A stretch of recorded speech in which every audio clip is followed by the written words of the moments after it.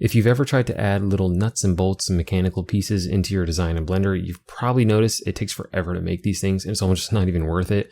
But there's one database online that has all these little pieces just ready to go, free to use, as long as you don't 3D print them, for us to download. It's kind of meant for engineers, but I'll show you here in a second. So the website is called mcmaster-carr, and the idea is you would kind of take these pieces for your engineering thing and see if it fits in whatever you're doing.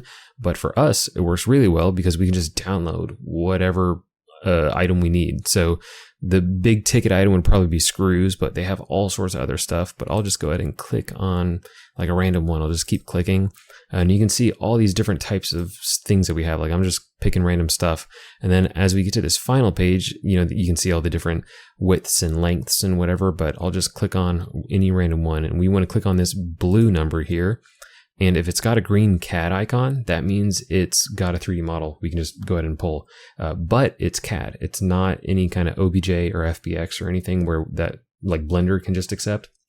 So we got to turn this into one of those files somehow. And so that program we're going to use is called CAD Assistant. You can use whatever CAD software you have, if you have one at all, because I suggest this one because it's free and it's super lightweight. You just download it and easy to translate files with it.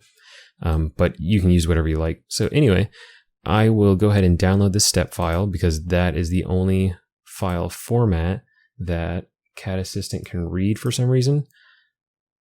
So I will go to my downloads, open that, and you'll see here is the screw. So all I'm going to do is go to the save and change it from step to OBJ and save it. And from here, it's pretty self-explanatory. I mean, I'm sure you've done this 100 times, but in Blender, I'll just go to File, Import, where'd OBJ go? OBJ, and then import my guy.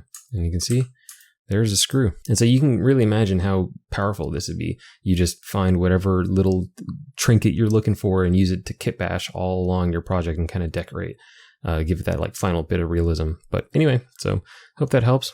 Pretty useful. So see you guys next time.